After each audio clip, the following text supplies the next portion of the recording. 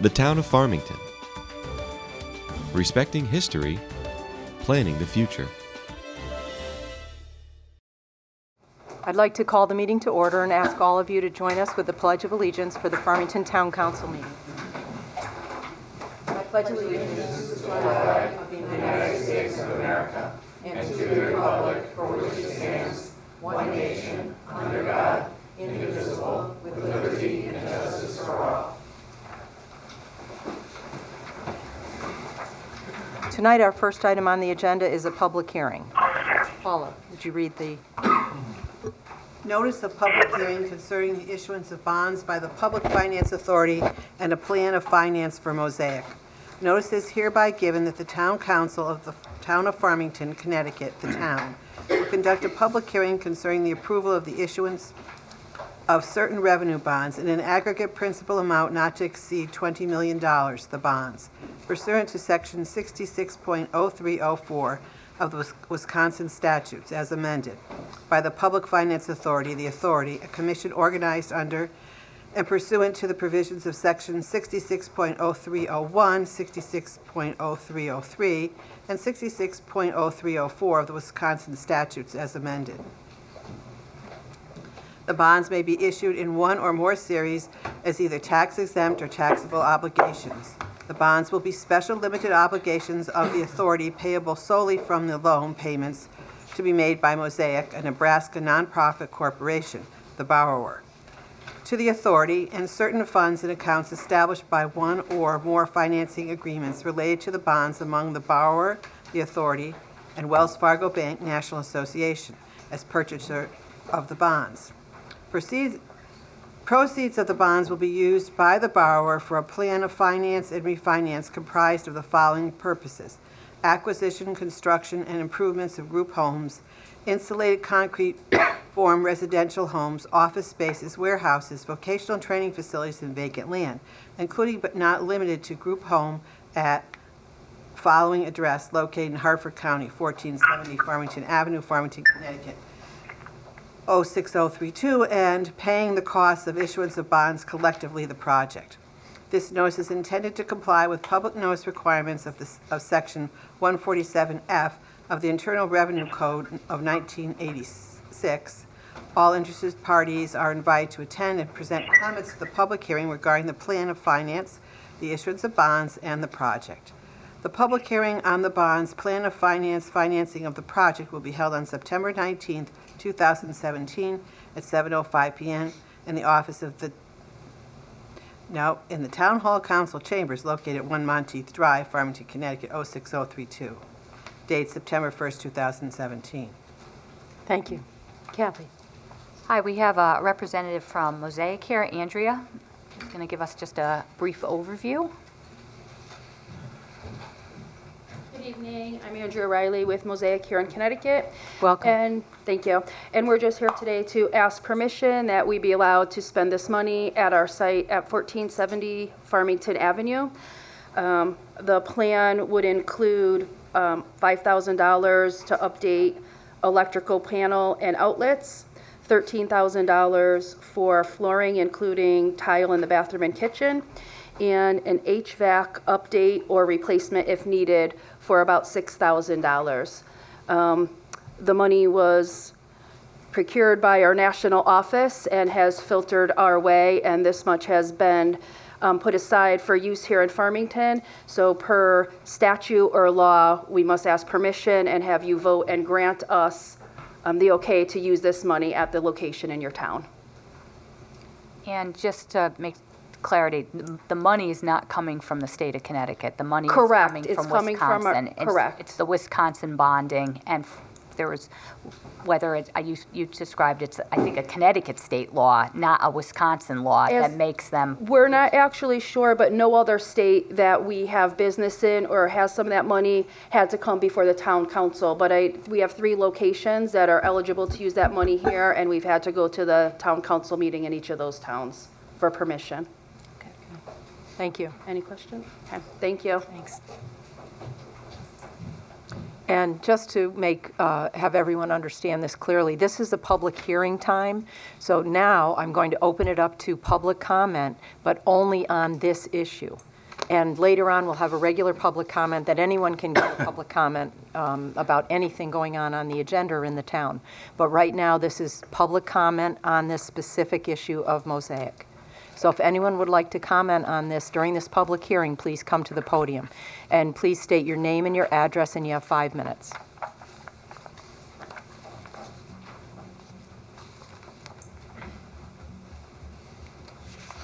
Okay, hearing none, I will close the public hearing at 7:04. And the council will take this up later on in the agenda. Okay, at this time, the next item on the agenda is a presentation for the Senior Month, Senior Center Month. Okay, hold on 1 second. And Nancy, I'll just do a little introduction. It's Senior Center Month. National Senior Center Month is celebrated every year in September. It's a wonderful opportunity to showcase our center and market the valuable programs and activities and services that are offered. It's also a great time to promote a positive image of aging as well as show the importance of centers in the community. The national celebration theme is Senior Centers, Masters of Aging. This year's theme highlights the many ways senior centers leads their communities and inspire individuals to master this phase of life. And we have in the audience who I'd like to come up is Nancy Parent, our Director of Community and Recreation Services, and Andrea, who works in the Senior Center with us.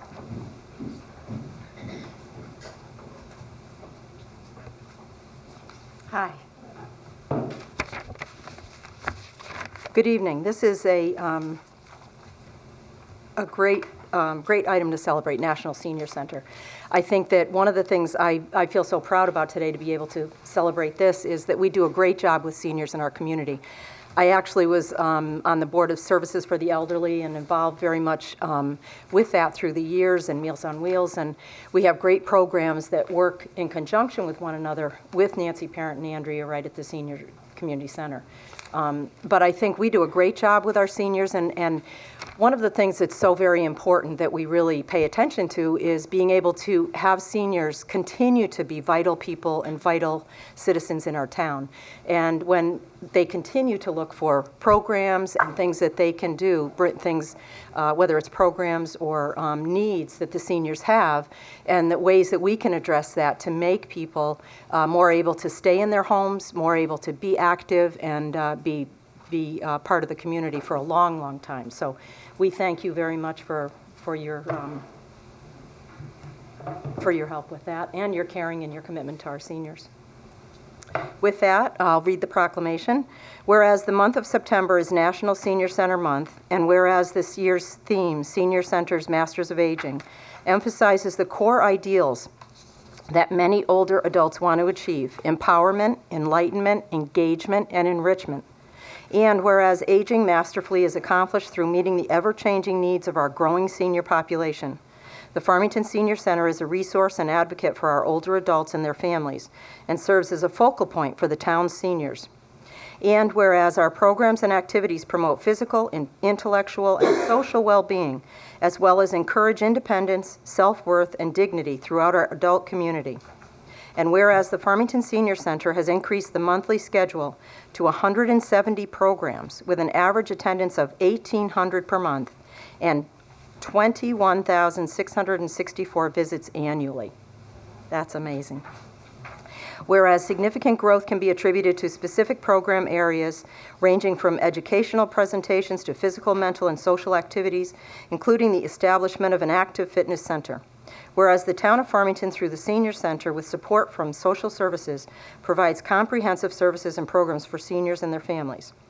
And now, therefore, be it resolved that the town of Farmington celebrates the Senior Center for all its diverse and varied programming as part of the Farmington Community and Recreational Services Department, and thanks to the staff, the volunteers, and active participants for all their good work and positive influence throughout the community. Dated this 19th day of September at Farmington, Connecticut. Nancy Nickerson, Chair of the Farmington Town Council.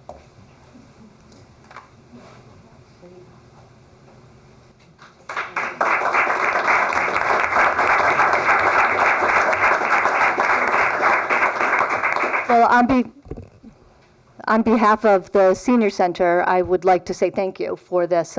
Every year they celebrate this nationally and come up with just different ways to really look at seniors and senior services. One thing that people don't realize is senior centers actually program for almost a 45-year age span. And there's really no other service that can do that. So, I'm really proud of everything that the Senior Center has done. Did you want to say anything? No? Thank you. Okay, you're very welcome. Thank you.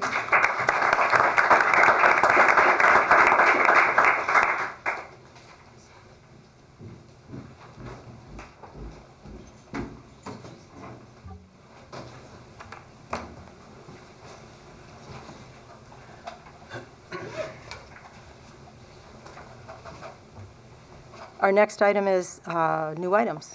Yes, I move to add item N5 to the agenda. It's the addition to the crew boathouse. Second. Any discussion? All those in favor say aye. Aye. Opposed? Abstentions? And Amy is on speakerphone. That's who you're hearing from. Hello, everyone. Okay, public comment. At this time, I would ask for public comment on any issue, and also ask that you say your name and address, and you have 5 minutes to speak.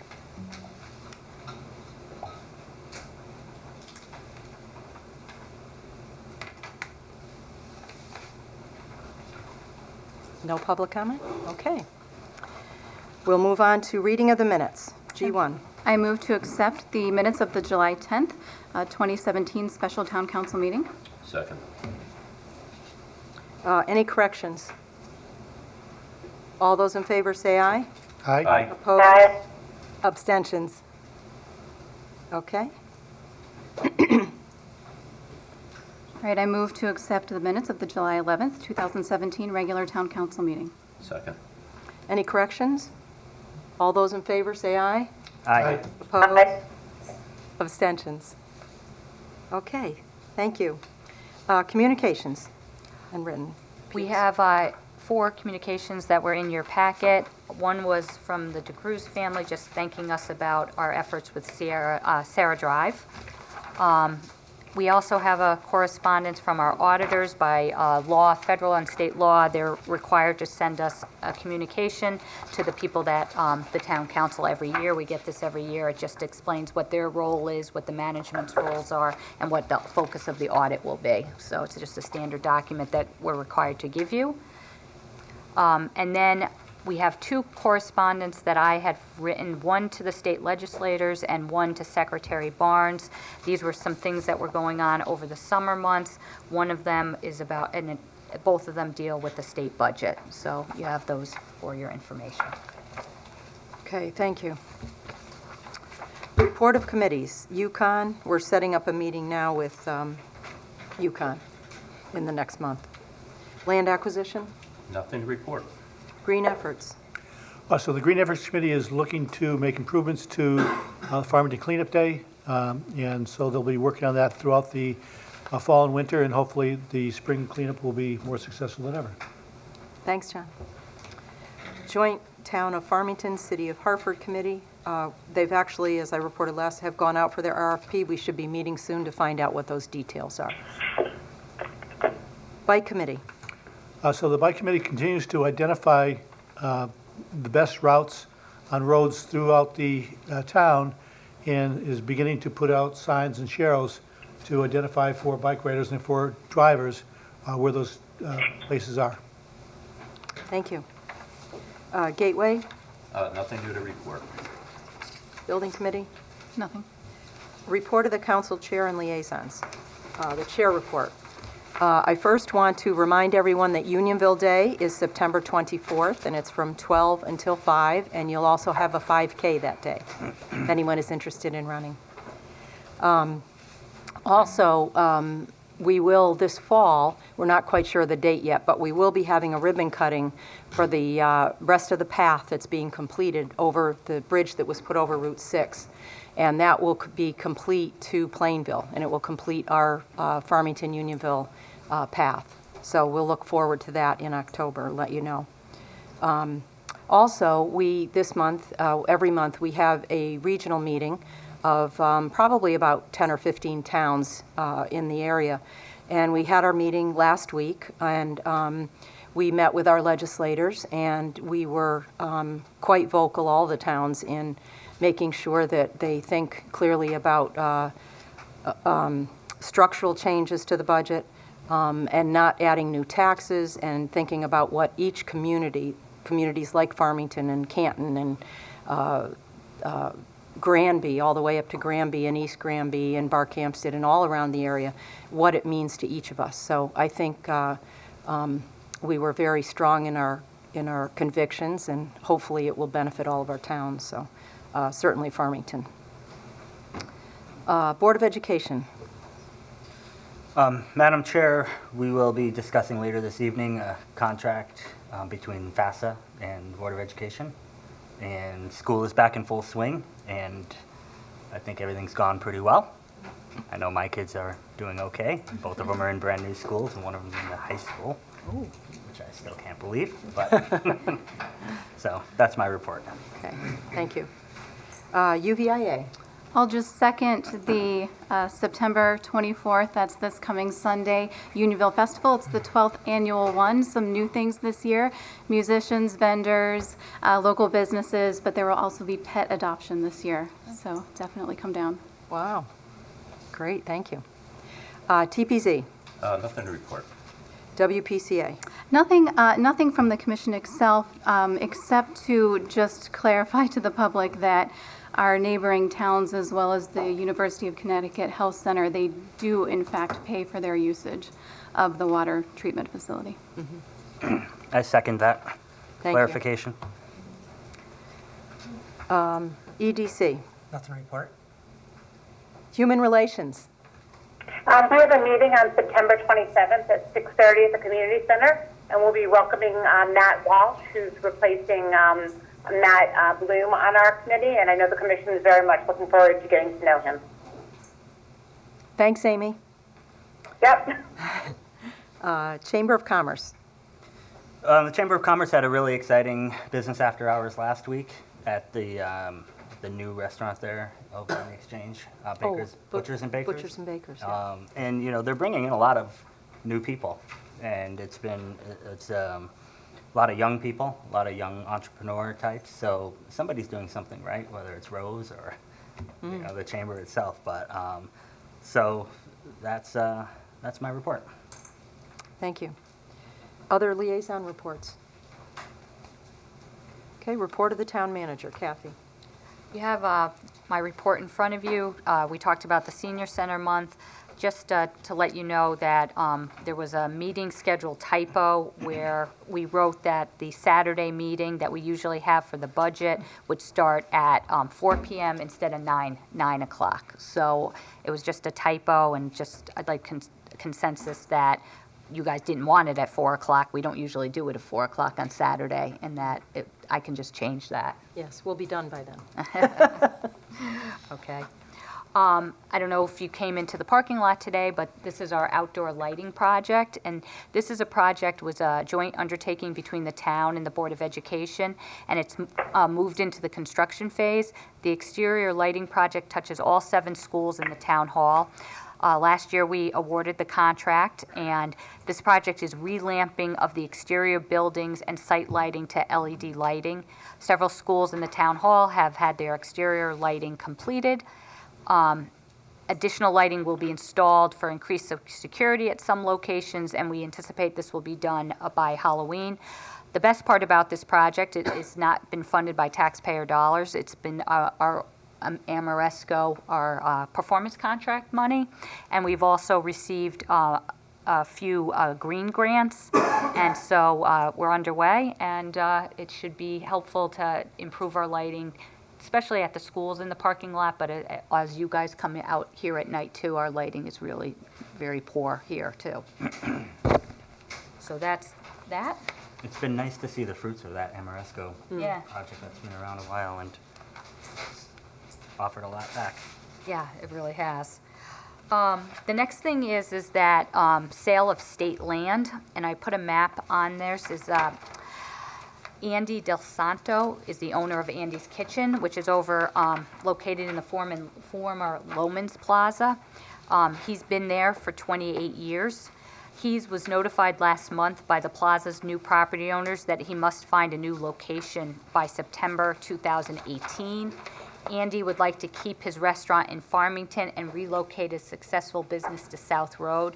He plans to build a 3,000 square foot restaurant and continue to employ 15 people. His restaurant is a favorite among the many employees that work in this medical office research zone.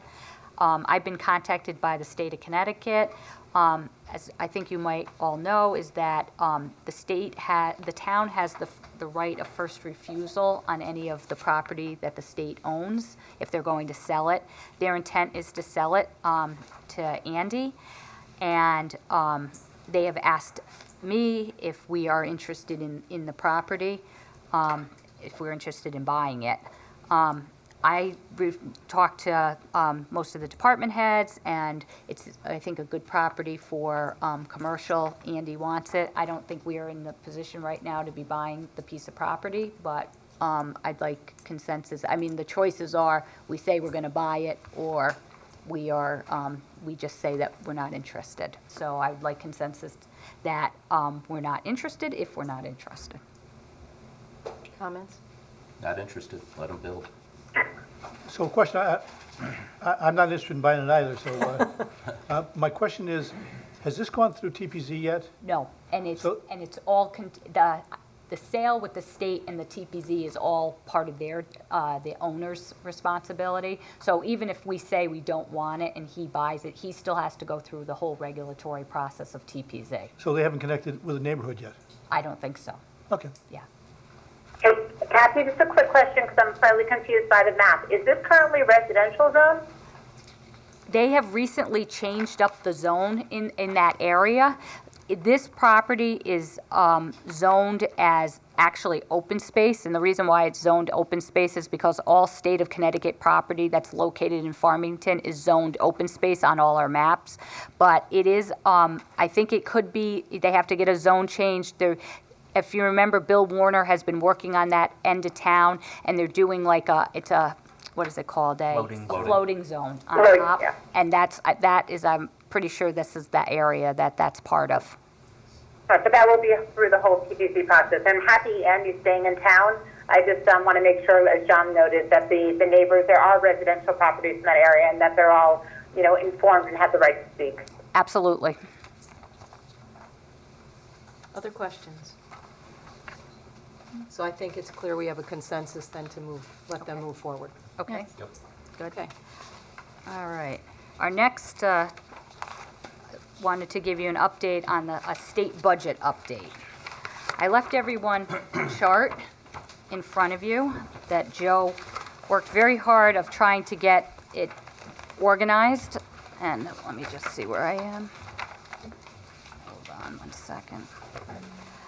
What I thought I would do is that I thought I'd just give you kind of an overview of all the different proposals and then kind of lead you through the chart, just the basic information.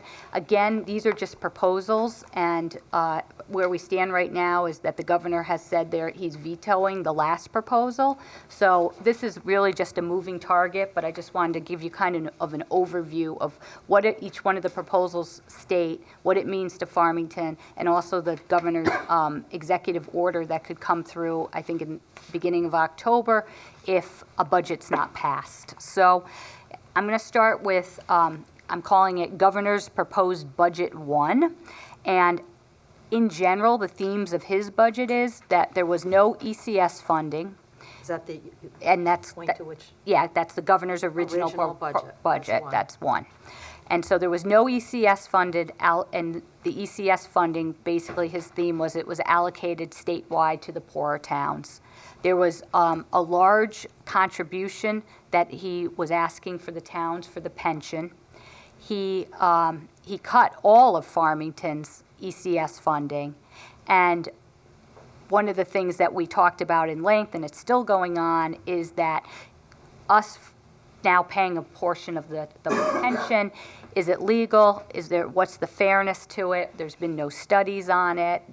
They also, in his budget, has asked us to pay a portion of it, but the state hasn't funded their pension over the years, and he's asking us to make up that difference. So that's Governor Proposed Budget 1.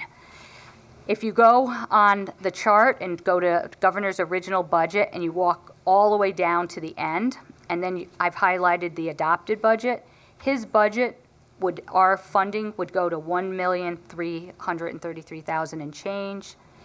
We adopted $4 million in our budget, but if you remember, statewide and townwide, no one funded the pension. And so if you took out the pension out of the governor's original proposal, that's basically what our budget states. Then we go to governor's proposed budget. I call it proposed budget 2. It's called governor's revised proposed budget. So what that budget is now there is no pilot, there's no ECS funding, and he's giving us a one-time lump sum grant. Maybe it's not one time, but it's a lump sum grant. It also, and they're calling that now this is one of the part of the problems. They call it different names on different budgets, but it's a lump sum grant. It's a lower contribution payment to the pensions. The result basically on the governor's proposed budget 2 is without the pension contribution, we would have been pretty close to what we budgeted. But in general, I don't think we're in favor of this proposal because of the fact that they're getting rid of the pilot in ECS and calling it something else. So there's no more formula grants at all. So if the state buys up more property in town or does different things, we're now not part of the pilot. And it's really, in my mind, they eliminated the pilot program. And I'm sure the school side isn't crazy about them eliminating the ECS side. So that's that.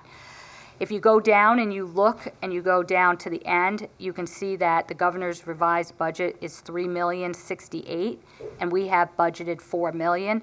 But again, that's a payment out of included of $753. So again, it's not none of this is really great at all, but we're pretty close. Then we have the next one is Democratic Proposed Budget 2. So that one. Oh, wait, did I miss one? You missed one. One. I'm sorry, yeah. Democratic Proposed Budget 1. This budget is what I wrote the letters about in the packet. This one, I feel very strongly that it's very, very unfair to Farmington in comparison to the other communities. It's a 60% reduction in state grants to Farmington. We sent a letter on August 30th, 2017. The average reduction in the other communities statewide is less than 10%. It's really closer to 5%. It cut our pilot completely, and it put back in the ECS. There's no pension contribution, but what's frustrating is it's basically in counter opposite of what the governor's budget was. So we cut out all our ECS funding. Now they put all the ECS funding back and cut out all our pilot. So that's Democrat Proposal 1. Democratic proposal, and if you look on the chart, if you go to the end, you can see that that would be $1,009,000, and we have $4,004,000, and that's a 60% reduction. That is really the worst case scenario of all these proposals that we've seen. Democrat proposal budget number 2.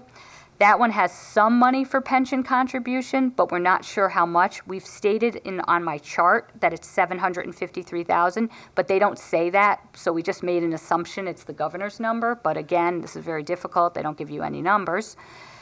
There's no pilot, there's no ECS, and they went with the lump sum grant. So they did it the same way. So they have that lump sum grant. Again, with this proposal, without the pension contribution, we would probably be okay for what we budgeted. Again, we don't really particularly care for having no pilot or no ECS and a lump sum, but that's their proposal. Then the next one is the General Assembly approved one, which is being referred to a little bit as the Republican proposed budget. And that one just was done. And you can see that one is really, there's no harm to the municipalities. It's much better than what we actually budgeted, but it is noted if you go through it, it's a one-time thing. They're going to get us through this year, and then things are going to change. But you can see on the chart there, that's $6,198,000, and compared to what we budgeted was $4,014,000. So then we go to the governor's executive order on 10/1. He basically has said no funding, no grants at all, no money's coming in. We get most of our money on October 1st. That money is all going to the poorer towns. This is not the end of the world for us as of October 1st, but it's significant that we're not getting any, that the budget's not passed. We have, in the summer months, we have basically froze all our non-essential accounts right now, but more significantly is we've stopped the capital funding, which is larger dollar amounts, and we have the freeze going on. Joe and I have talked about it, and that I don't think the reality is that we're not going to get any funding at all, but it's more of the reality is that we can't make up the money because the year is going on, and it's the longer the year goes on, we can't make it up. So we've said in our mind that if there's no budget by December, but I'm going to put some talking points on that. If we start having snowstorms in October, we start having November, 3 snowstorms, we're going to have to address that sooner than December if there's no budget passed. If that is the case, we definitely are going to have to reconvene some meetings and really make policy. You guys are going to need to make policy decisions of what we're going to do to make up the shortfall and how we're going to do that. Because if there's no funding at all, we're not going to be able to make up the $3 million that we have budgeted. I mean, $4 million that we have budgeted. I mean, yeah, $3,000,008. So anyway, it's really. It's unlikely that this will happen, that we won't get any money, but the longer that the legislative group does not pass the budget, as everyone has been saying, the worse off we are. And so that's not good. Some other points, just again, I mentioned them again, that they keep on changing the names of grants, which is confusing to track. We've talked about that a lot, that, they change the names and do different things, and, that's not good. Each budget that comes out has a different cut, which is very confusing too. The governor's budget's different from the legislature's budget. The Republicans' budget's completely different from the Democratic budget. So it's really hard to tell what is actually going to come out by the end, because every one of them is pretty much completely different, and they change often. And the other thing is really very it's alarming, is the pension contribution. It's that still now seems like it's now back on the table a little bit, where it was before not on the table at all. And whether or not it's legal is a really big issue, that they're even allowed to do it. There was no study on it. No one knows what the actual dollar amount is. So it's really not a good policy decision, in my opinion, at all, that they would even do that. So that's another, I think, significant issue. And the other thing I just wanted to note, again, what we've been doing, and the school system, we met with the school system also about freezing non-essential accounts, the capital. So we're all really on a really limited budget as much as we can. We haven't shut down services at this point, but that would be a decision that we'd have to come back to if the worst case scenarios happen. So that's what I can report. It'll probably change again, but trying to just give you an overall update on it.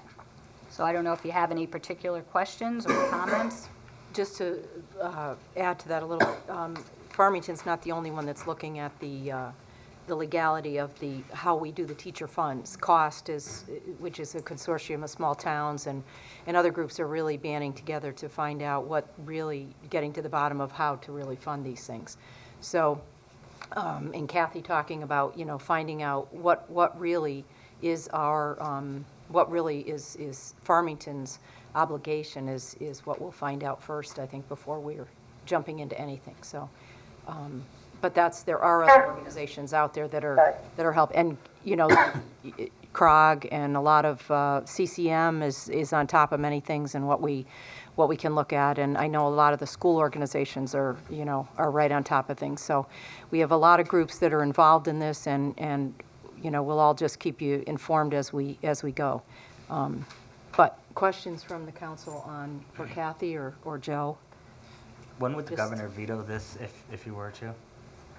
My understanding is that there's a certain amount of time he has to do it by, and I think that it's something around, Joe, is it 10 days? I believe it's 10 days. Yeah, 10 days. How is our budget Kathy, have trending you right had now? any contact with Senator Bai or Mike D'Amico with respect to their take on all this, since they're sort of on the ground every day and what they're hearing? Yes, yeah. I've had a lot of contact with Mike D'Amico on it, and I've encouraged him, especially with with the letter in the packet. The Democratic proposal number 1 was really very, very significant to the town of Farmington and completely unfair comparison to other towns. So we had a lot of discussion about that. And we've also had a lot of discussion that I don't think that we should be paying a pension contribution. So we've talked about that too. Does he have any sense whatsoever with timing?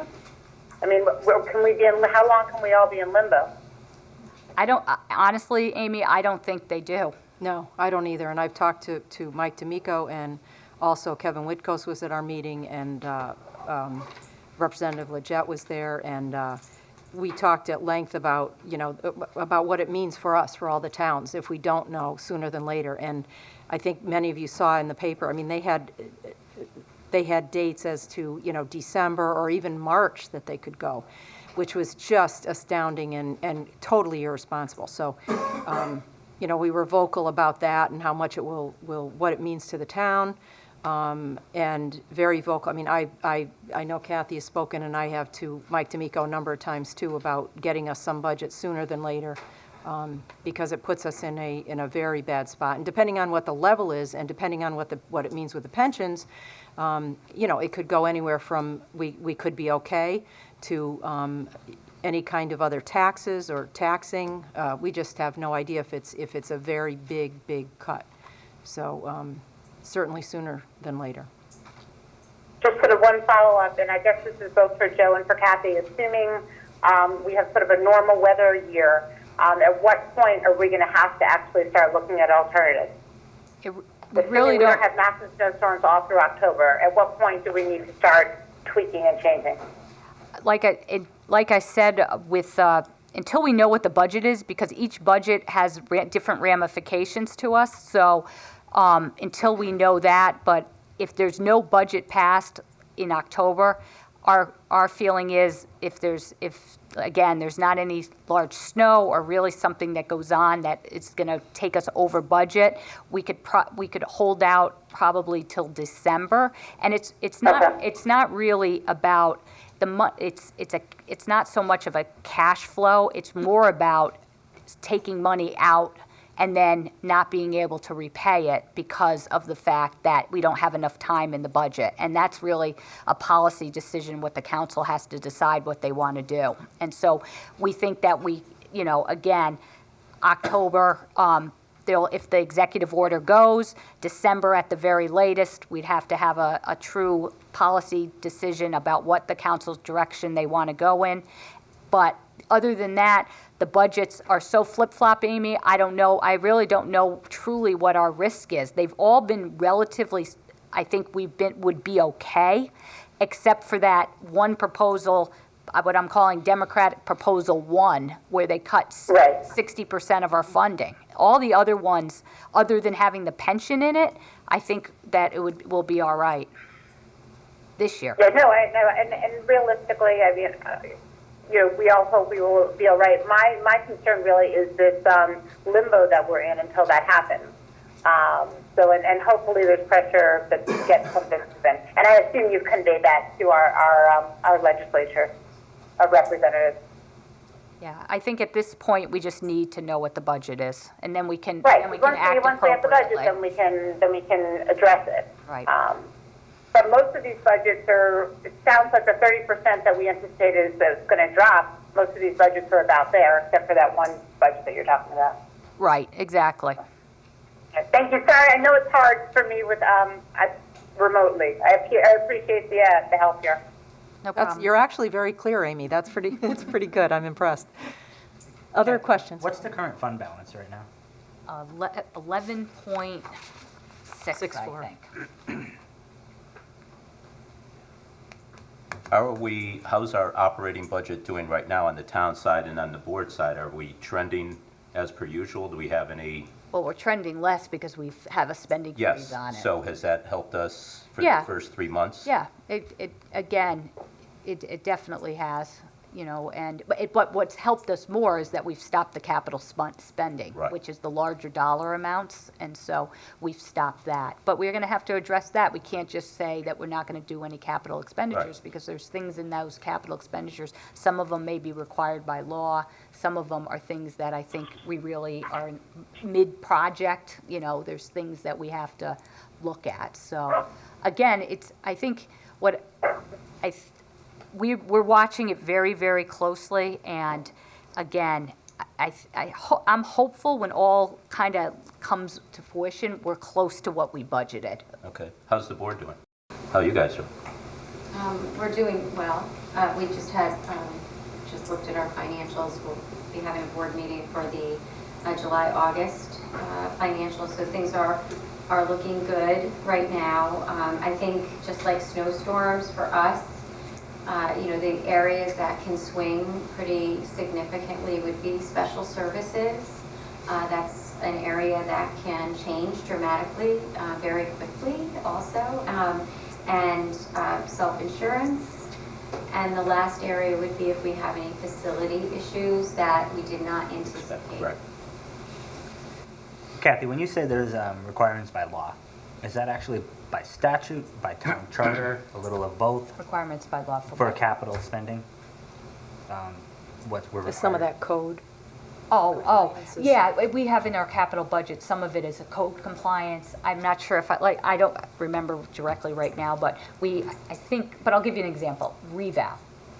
We had a big ticket item, I think it was last year, but that would be an example of something that by law you have to do. And so that would be something that. And that falls under capital?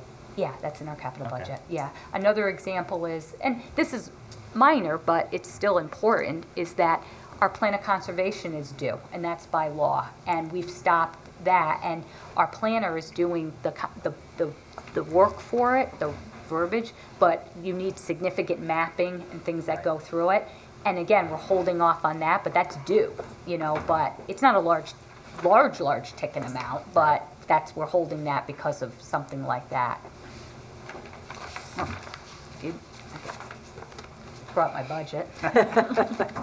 Probably sleep with it. What's the longest one of these things has gone out in history? I think now. This is it, huh? I think so. Are we the last state in the nation that doesn't have a budget, or is there one? There were two. There was Wisconsin, right? But I don't know what happened. Illinois is the other one. Oh, Illinois. Well, they're giving away bonds in Wisconsin, so. I don't know. I mean, Okay, there- yeah, yeah, I and was there's just things that wondering. I we, wanted for clarification. right, and like there are things that we could definitely defer. A lot of it is equipment. We could defer a dump truck. We can defer different things. And I think if we come down to that, we're having a large policy decision about this. I think Joe and I, we'd work it like we work the budget. We try to come up with a whole package for you of what we would do to get, what our recommendations would be to get us where we need to be. Other questions or thoughts? Okay. And just so you do know, we meet, Chris and Kathy and I meet and did meet, I don't know how many, a couple weeks ago or whatever, but just there's a constant conversation of what's going on and what we can be doing and working together. So that's really a good thing. Right. That benefits all of us, so. And we have we're meeting next week again, as you all know, and we do have an item.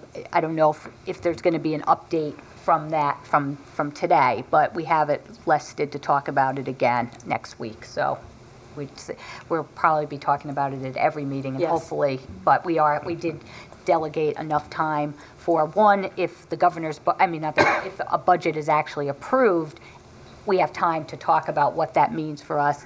If not, we can still review some of these different things. We're just keeping it as a constant agenda item till we Right. get that. Yeah, As long as we make it through November, because not canceling leaf pickup. right. Right. There will be a mutiny in this town if anybody And ever did that. bulk pickup in October. That's Right. right. Right, that's what I was saying. Yeah. You gotta, We So, won't. Nancy, the only thing, and I'm sorry, from a remote. Go ahead. I mean, we've been talking about the uncertainty of the state budget since I've been on, and probably since you've been on. Next term, come budget time, we just have to remember all this because our expectations should be clear. This uncertainty is not helpful for anyone. So, I just hope that when we address, or whoever addresses budget time come 2018, needs to look at this money as not necessarily coming and make plans accordingly.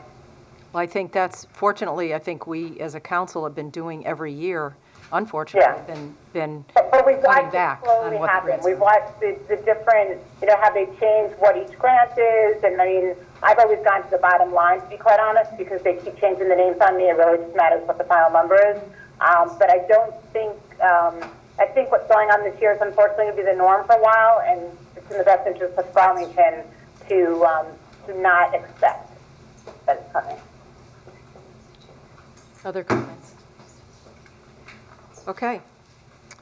Can I have a motion to accept the report from the town manager? I move to accept the September 19th Town Manager's Report. Second. All in favor? Aye. Aye. Opposed? Aye. Abstentions? Okay, appointments. Why? Meredith. I have a question for you while I do. All right, agenda item L4. I move that John Hinsey be appointed to the Conservation and Inland Wetlands Commission for a 4-year term, beginning immediately and ending September 30th. Second. Oh, sorry. Any John comments? Thank you. That was my fault. Okay, all those in favor say aye. Aye. Opposed? Aye. Abstentions? Okay, next. Agenda item L7, I move that Robert Reeve be appointed to the Economic Development Commission for a 2-year term, beginning immediately and ending September 30th, 2019. Second. Any comments? All those in favor say aye. Aye. Opposed? Aye. Abstentions? Okay, Agenda item L8, I move that Carol King be appointed to the Economic Development Commission for a 2-year term, beginning immediately and ending September 30th, 2019. Second. any comments? All those in favor say aye. Aye. Opposed? Amy's aye. Opposed? Abstentions? Okay. Agenda item L13, I move that Greg Hall be appointed to the Housing Authority for the balance of a 5-year term beginning on September 30th or ending on, beginning immediately and ending on September 30th, 2021. Second. Any comments? All those in favor say aye. Aye. Aye. Opposed? Abstentions? Okay. All right, L14, I move that Christian Hoheb be appointed to the Housing Authority for a 5-year term beginning immediately and ending September 30th, 2022. Second. Any comments? All those in favor say aye. Aye. Aye. Opposed? Abstentions? Okay. All right, L15, I move that Lisa Pollock be appointed to the Human Relations Commission for the balance of a 2-year term beginning immediately and ending June 30th, 2018. Second. Any comments? All in favor say aye. Aye. Opposed? Abstentions? Okay. All right, L17, I move that Donna Membrino be appointed to the Human Relations Commission for the balance of a 2-year term beginning immediately and ending June 30th, 2019. Second. Any comments? All in favor say aye. Aye. Aye. Opposed? Abstentions? Okay, L18, I move that Greg Hall be appointed to the Joint Green Efforts Committee beginning immediately for an indefinite term. Second. Any comments? All in favor say aye. Aye. Aye. Opposed? Abstentions? That's it. Okay. John, go ahead. L24, I'd like to move that Sherry Horton be appointed to the Unionville Historic District and Properties Commission for a 5-year term beginning immediately and ending September 30th, 2022. I second. Any comments? All in favor say aye. Aye. Aye. Opposed? Abstentions? Okay. John? L25, that Ann Wolfing be appointed to the Unionville Historic District and Properties Commission as an alternate for a 3-year term beginning immediately and ending September 30th, 2020. A second? Any comments? All in favor, say aye. Aye. Opposed? Abstentions? Madam Chair, can you poll the board for L15 for the council? Which one? L15, Lisa Pollak. Lisa Pollak be appointed to the Human Relations Commission for the balance of a 2-year term beginning immediately and ending June 30th, 2018. Was everyone in support? Aye? You want to just go down the line? Yeah, go ahead. Aye. Aye. Aye. Aye. Aye. Aye. Amy? Amy? Aye. Okay. Thank you. Okay. All righty. Next, old business. None. New business. N1. I move to authorize the town manager to sign the attached resolution approving the issuance by the Public Finance Authority of bonds on behalf of Mosaic. Second. We had the public hearing on it, and I think one thing just to, again, note is that Section 2 of the attached resolution clearly states that the governing body has not performed any due diligence with regard to the project or the issuance of the bonds. The resolution should not be construed as an endorsement by the governing body of the project, the bonds, or the actions of the authority of the borough in connection therewith. Not that we think it's not a good project, but I just want to make sure that, that's not what you guys are voting on. You're just voting on that they're allowed to spend the Wisconsin money. Any questions? John? Out of curiosity, why do we have to approve this? Yeah. I'm kind of wondering the same thing. Sounded like we were the only state. Yeah, or- it sounds like a state regulation. Yes. Sounds like a state regulation. And she's all over the U.S. Yeah. It just so happens Connecticut has this regulation. Yeah, I'm not exactly sure. All right. Okay. All those in favor say aye. Aye. Opposed? Aye. Abstentions? Great, thank you. All right. N2. I move that the following appropriation transfers be made from and to the accounts listed below in the fiscal year 2016-2017 general fund budget. Second. Kathy? So the front page is what we have to do on a year end, that we cannot move funds through different departments. Only the council can do that, and we do it at the end of the year, meaning that if I need to move funds in the fire department, we can do that, but we can't move funds from the fire department into the police department. And you'll probably remember that we had a lot of contracts that were not settled, so we put money in the personnel account, and then at the end of the year, in personnel services, we take that money and we put it in each of the departments for the salaries and things like that. So so we're taking that money out of personnel services and moving it in the different accounts. The town did not spend $656,817 of the budget appropriations, and we collected $402,283 more in revenue. I just want to note that the revenue that we did collect was not state revenue, so just so that's clear.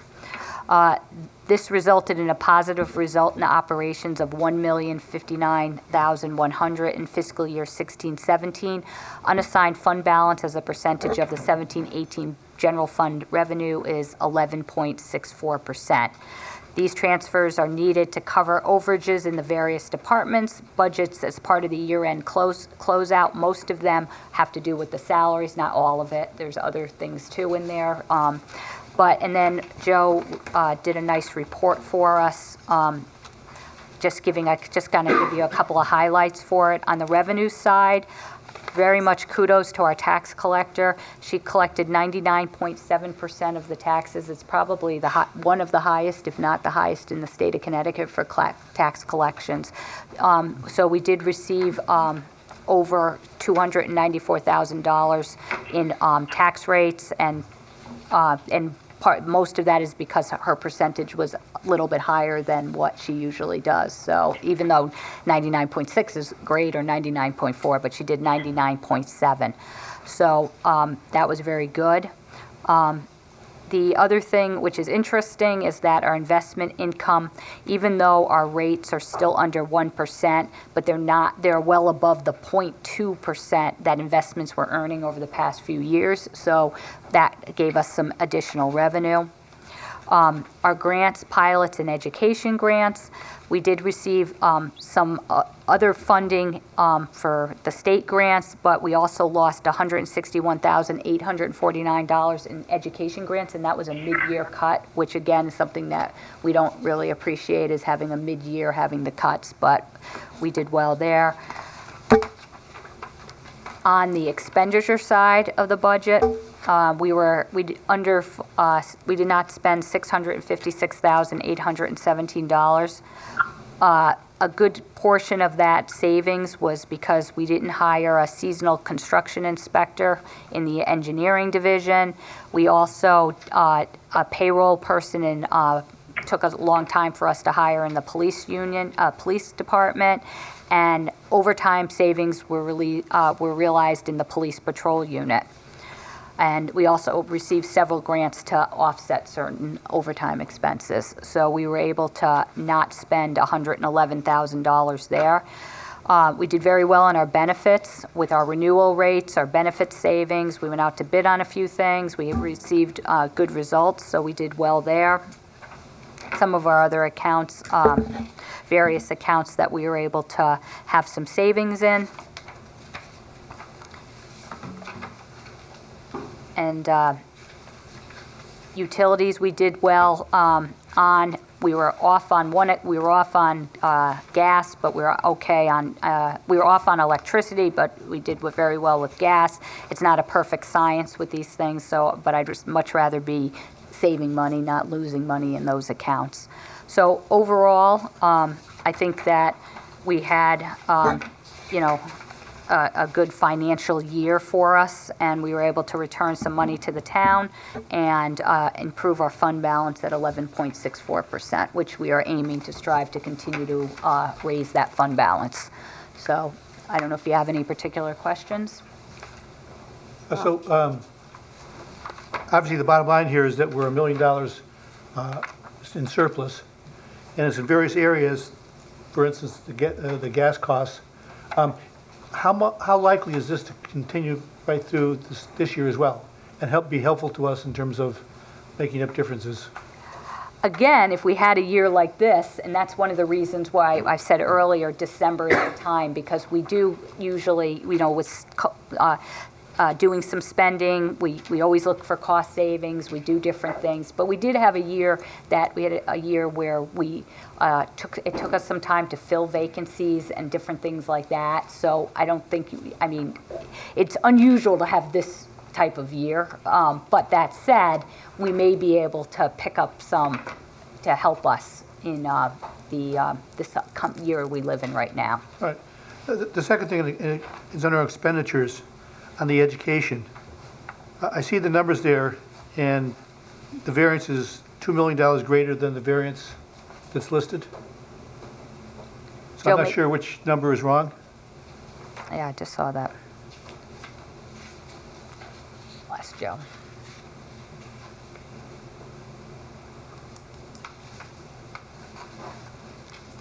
Is that minus? Sorry. On the $2 under million expenditures, different.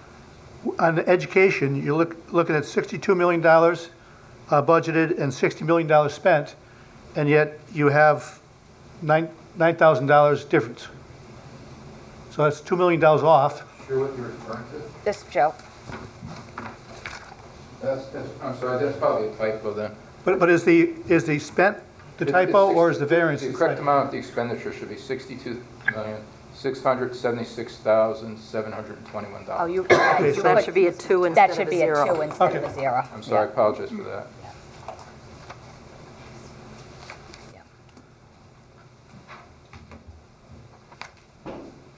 Kathy, do you have any theory as why building permits are down?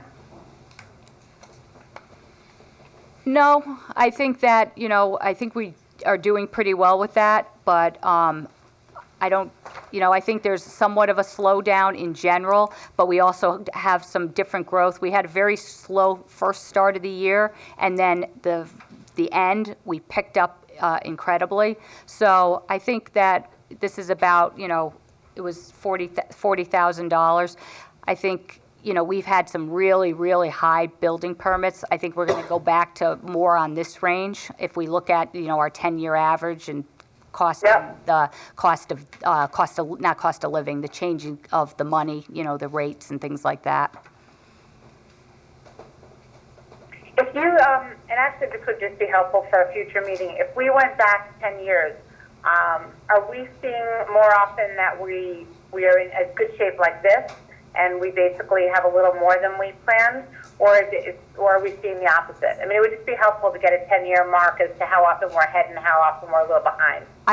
We have that. I can get something. I won't give you the exact numbers off the top of my head, but I would say that in general, we are ahead because of the fact that we very much are conservative on our revenue side because of the fact of the state budget and various things that happen.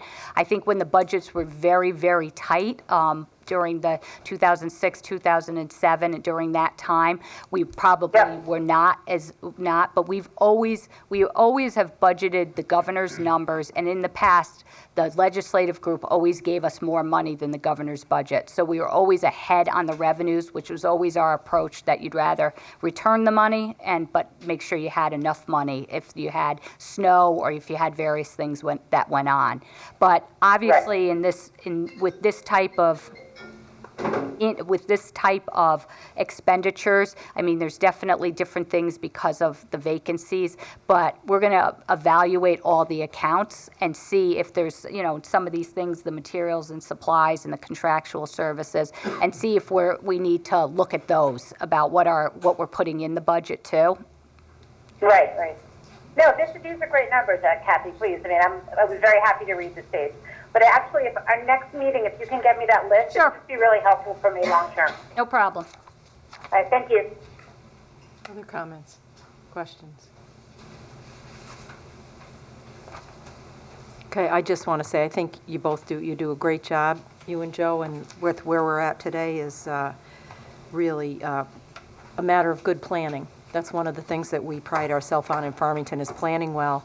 And we're being very careful that we don't over-plan as far as our grants are concerned. We've underfunded them tremendously at 30% in our budget to begin with. So we know we're not going to get the funding and the grants in the future, and we continue to make sure our budget reflects that. So great job. And continuing to have that for the AAA rating is great, and that's what we're striving for. Every year they tell us to go up a little higher, so, with our audit, so this is great. We're almost at 12. Other comments? Okay. So we have a motion on the floor. Everyone in favor, say aye. Aye. Aye. Abstentions? Okay. N3. I move to approve the proposed contract between the Farmington Administrators and Supervisors Association and the Board of Education for 2018 through 2022. Second. You want them to come up? Yeah. Would you come up to the table? You've waited and been patient.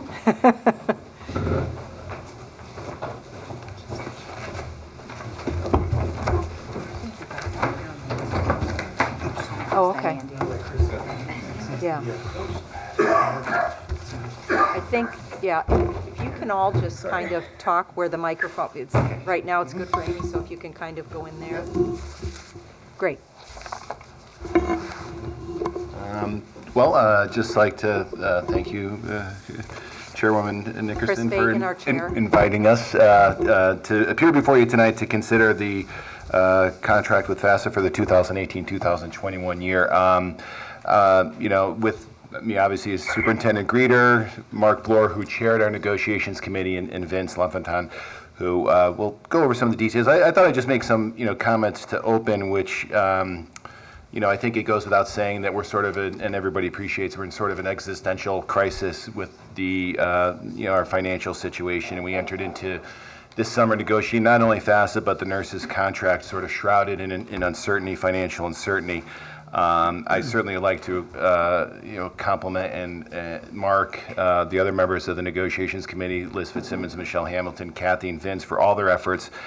And I think both contracts, but the one before you, FAFSA, represents, sort of a collaborative joint effort to recognize and come up with a financially responsible solution in uncertain times that allows us not only to, achieve a sound financial contract, but also allows us to acknowledge the wonderful administrators we do have and the efforts they put in.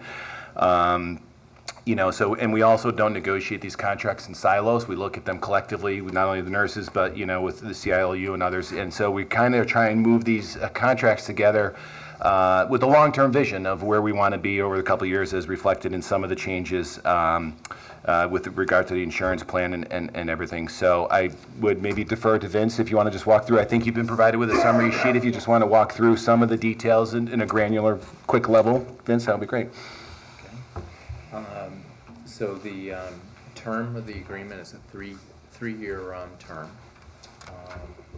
and the salary percentage increase, including step, but there are very few administrators in Farmington that are on lower steps, but this does include step movement. Is in the first year a 2% general wage increase, in the second year a 2.25% general wage increase, and in the third year a 2.25% increase. The insurance changes that Chris referred to include a new provision beginning in the first year, prescription management provisions, which will be implemented in year one and then from that point forward. Which is requiring some generic substitutions, and generics are required when available and medically appropriate unless the physician designates as dispense is written. So there are also changes in the percentage premium cost share. In the final year of the plan, the premium cost share will be at 24%. Also, the maximum out-of-pocket will increase in the final year of the plan to $2,750, and out-of-network will increase to $5,500. So I don't know if there's anything you'd like to add, Mark? Sure. I would say that it was definitely an honor to be able to chair the committee. It's not often a member of the public is to serve in this capacity and to be able to go into such an important role in the town that affects our budget. And so you go into these things taking them for what they are, which is very important, and it was exciting to do. I feel like we had a really good negotiation this time. It's not often that you get to go in and see long-term changes. I think the generic prescription change is good long-term for our self-insurance plan. It'll be good, beneficial for the town. I think everybody walked away happy with that, the administrators and us, because at the end of the day, it serves us both well. We were able to meet our goals. I think it was a good, productive contract negotiation. I think it sets a good tone next year going into CILU. And so I'm pretty happy with the outcome. I'm pretty proud of the outcome. I think our team did a great job. So, I obviously recommend it highly. So thank you very much. So in the last year, the out-of-pocket limit is $2,750 for a single and $5,500 for a family. But when you're talking about out-of-network, it's $5,000 for a single, $10,000 for a family. I just wanted to clarify that. Yeah. Okay. We'll open it up for questions from the council, but I just want to thank you very much for your hard work. I know it takes a long time, and I know it's a lot of effort from all of you, from the committee and the school staff as well. So thank you very much, and it does bode well for your negotiations to come. So thank you. Comments? Nice job, Mark. Chris, rest of the team. I had a question on the first paragraph. Bottom says education 2018 to 2022. That's our motion. But is that correct, 22? Well, that's what I'm questioning, with everything on Everything in the description is to 2021, and our motion is to 2022. 2022. Should we correct our motion? This is 21, the contract is 21. Oh, I'm sorry. So the motion needs to be corrected to Yeah. 2018 to 2021. All right, can I It's just on the amend? agenda correctly, I think. Yeah, Yeah. thanks, Gary. Okay, Paula, should I amend the motion? I think that we would just accept that. Okay, that it will be to 2021. Yeah. Okay. Good, thank you. Okay, other questions or comments? Okay, all in favor, say aye. Aye. Amy? Amy? I'm sorry. All in favor of the motion of accepting the, oh, wait, we're giving you the mic again. All in favor of accepting the motion to accept the FAFSA contract, say aye. Aye. Aye. Opposed? Abstentions? Okay, great. Thank you. Thank you. Thank you, Sorry.